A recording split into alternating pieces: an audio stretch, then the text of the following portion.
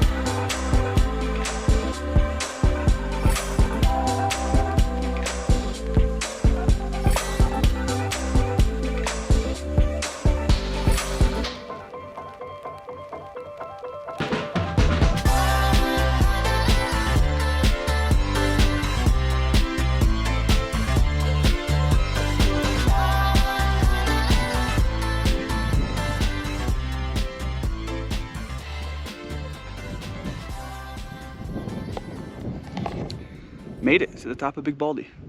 Let's talk camera settings and photo composition. So, as I'm preparing to take some landscape photos here, your ISO should really be around 100, maybe 50, but it shouldn't be higher than 200.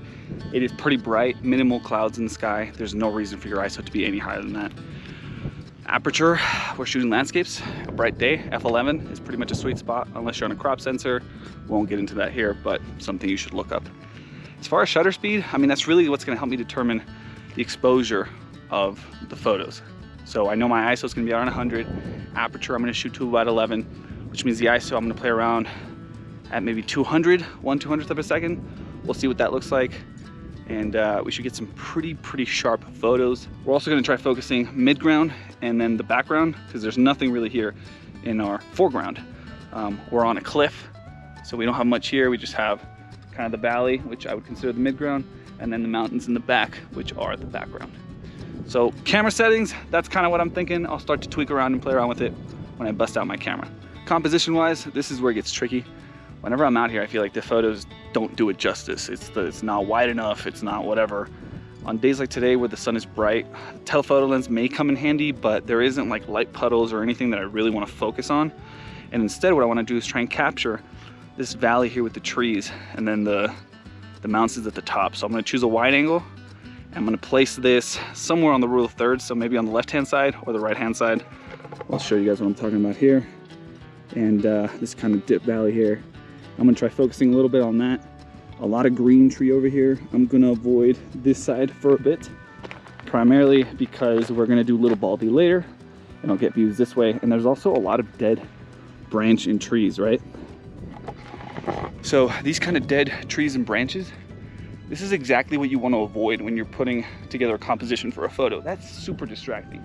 If I take an image that way, the only thing I see is these dead branches here, and you kind of don't even look at all the green behind it. So I want to find spots where I don't have much of that going on. And I think here with the valley is really where I'm kind of looking at that. So let's stop talking, let's start shooting.